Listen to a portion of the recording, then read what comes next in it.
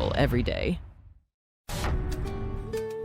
Welcome to the land of ancient history, diverse cultures, and striking landscapes.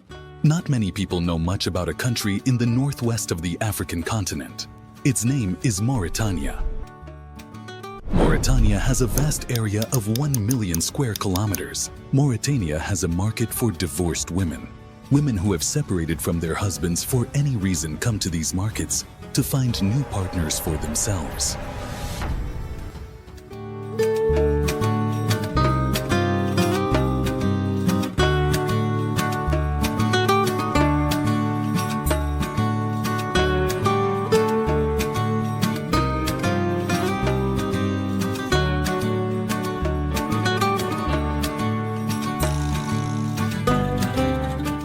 It's the 29th largest country in the world. Despite its immense size, over 90% of the country consists entirely of arid deserts. Nouakchott is the capital and largest city of Mauritania. Located in the southwestern part of the country, it is one of the largest cities in the Sahara. Historical roots. The region has been inhabited since prehistoric times, with evidence of ancient civilizations such as the Berbers and the Almoravid dynasty. The city of Kumbi Saleh, believed to be the capital of the ancient Ghana Empire. It was one of the wealthiest cities in the region during the medieval period. Until 1960, Mauritania was under the rule of France, and since then, it has been an independent state. But their primary spoken language isn't French. French comes after Arabic in this country. The people of Mauritania are followers of Islam, and Arabic is the official language spoken here. Mauritania's coastline stretches about 750 kilometers along the Atlantic Ocean, featuring stunning beaches and rich marine life, especially around Banque d'Arguin National Park. The Atlantic Ocean borders the country to the west, Algeria to the northeast, Mali to the east and southeast, and Senegal to the southwest. To the north of the country lies Western Sahara, effectively ruled by Moroccans. Until 1975, Spain colonized the Western Sahara and then abandoned it as a desert region. Nowadays, Moroccans claim rights to almost every part of Western Sahara. Mauritania's economy is largely based on natural resources. The country is rich in minerals, particularly iron, copper, and gold ore, which account for a significant portion of its export earnings. Other important sectors include fishing and livestock. Economy. GDP in Mauritania is expected to reach $10.29 billion by the end of 2024. In the long term, the Mauritania GDP is projected to trend around $10.87 billion in 2025 and $11.44 billion in 2026, according to our econometric models. Mauritania's female population is 2,244,350. which is 49.8% of the country's total population.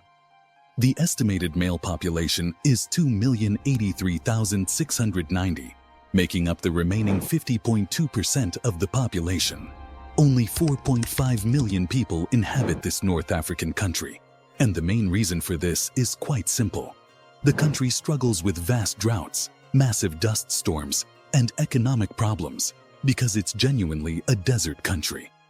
Mauritania has a power score of 1.36, which puts it at rank 119 in the global power ranking and rank 89 in the emerging markets power ranking. Mauritania is ranked 17th out of 47 countries in the sub-Saharan Africa region. Mauritania's economic freedom score is 55.3, making its economy the 110th freest in the 2024 Index of Economic Freedom. Mauritania military size for 2020 was 21,000. A total of 9 people have served as head of state of Mauritania. The first round of Mauritania's presidential election will take place on June 29th, with a possible second round on July 14th, 2024. Culture. Mauritania has a rich tradition of Islamic scholarship, with historic cities like Chinguetti, often referred to as the City of Libraries. These cities house ancient manuscripts and texts that are central to Islamic teachings and history. Of course, this society isn't Arabic by origin. The peoples of North Africa come from Berber origins, especially those living a Bedouin life in the desert, who speak their ancestral language Berber. The name of the country comes from the Berber Kingdom of Mauritania. The most popular sport in Mauritania is football. The flag has a green background. Gold along with green color are traditional Arabic colors, with the star and crescent representing the Muslim majority in Mauritania. Due to the land being extremely barren and dry for agriculture, people mainly engage in animal husbandry and frequently consume meat in their meals. Besides beef, people also benefit from dates and peanuts. Another source of livelihood is, of course, fishing. Every coastal country in African nations sees fishing as a source of livelihood and strives to make a living from it, even to survive. Being fat and fleshy has been considered beautiful in Mauritania. Mauritania's women never wear clothes that expose their legs and arms. Even if you're a tourist, you should avoid wearing revealing clothes, as you might face reactions from the locals. Also, men should avoid wearing shorts even in the summer. Shaking hands with Mauritanian women is not considered appropriate in their culture. Their most famous dish is the couscous dish. You'll probably see this dish in Algeria and Morocco as well.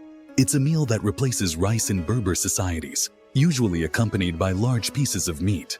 So discovering significant cultural differences from Mauritania can be pretty challenging if you go to Algeria or Morocco.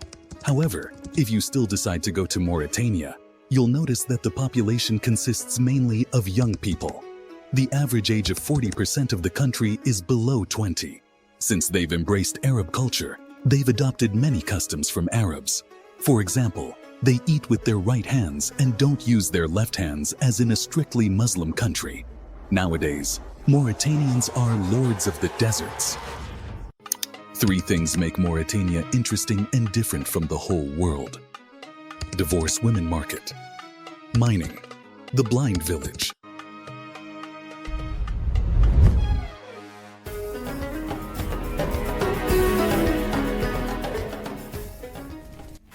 One divorced women market. Mauritania has a market for divorced women. Women who have separated from their husbands for any reason come to these markets to find new partners for themselves. Since the divorce rate among women is very high in the country and internet-based dating apps are not available, those who want to meet and marry someone come to these markets to find a spouse. What's strange is that Mauritanian single men are more inclined to marry divorced women rather than young single girls, because in these lands, women are somewhat seen as tools. They believe that divorced women will manage household chores better than young and inexperienced women and will take better care of their husbands. Moreover, men think that weaker women will be more vulnerable to these harsh living conditions and will shy away from marriage. Unlike in Middle Eastern Muslim countries, divorce among women in Berber societies is not contrary to societal traditions and is entirely accepted. Divorced women sell their household items and furniture in the markets after divorce. Thus, they aim to turn this separation into income. Because divorced women in Mauritania are left with no property or compensation. If a woman and a man divorce, all the household items in that house belong to the woman. So divorced women look for a partner and sell household items in the markets. Mauritanian women generally tend to be overweight. It's odd, but this stems from a different tradition in the country. Mauritanian women are pressured to gain weight against their will because Mauritanian men prefer overweight women and women eat excessively to stand out.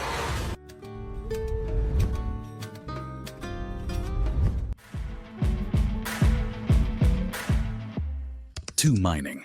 In 2016, a man accidentally discovered gold in that region. Afterwards, everyone who heard about it started digging gold mines in this desert country with their means. The state even took over some mines, and instead of leaving this job to civilians, they started running it with their officials.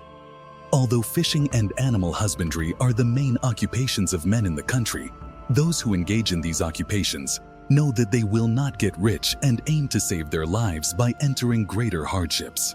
For example, Chami town is about a 2-hour drive from the capital, Nouakchott. This town is the main point of gold mining in the country. Chami is where people's faces are exposed to desert heat and sandstorms to the point of burning. It's a place where even their tents struggle to stand. Despite this, Everyone has only one thought in mind: to find even a single gram of gold. Chami is home to hundreds of mines, and hundreds of tunnels are still being dug. Workers pull rocks in the form of boulders from underground to the surface with ropes. Then these rocks are subjected to a refining process to find and extract gold. It is said that some people lost their lives due to this work. It's a very difficult job and requires both courage and physical strength. Don't think that workers who enter the tunnels immediately come back to the surface after taking rocks from underground. Workers stay underground for more than 24 hours and often up to 48 hours. They eat, drink tea, and even sleep underground with limited oxygen. The next day, they wake up and continue to work in a narrow space. And here is the result of all this effort: gold. Those who do this job illegally make significant incomes by selling this gold on the black market. Miners can also sell gold to the state, but state institutions pay them much less. The world's longest trains pass through these lands. Mauritania exports iron, copper, gold, and fish to various parts of the world via trains. The iron products you use today may have been extracted from Mauritanian mines. For example, iron extracted from the country's northern interior mines is sent to Mauritania's port cities via desert trades. Then the minerals loaded onto ships are sent to various countries around the world. Some tourists even ride these mining trains illegally to experience adventure. Those who want to escape from the country's inland areas to the port cities also embark on different adventures by illegally boarding these trains. There are also some positive developments for this North African country stuck in time. Last year, gas reserves were discovered in Mauritania, and exports are expected to begin in a few years. According to the renowned gas company BP, Mauritania's estimated gas reserves are currently 1.4 billion cubic meters, and they foresee that this gas will be extracted by 2025.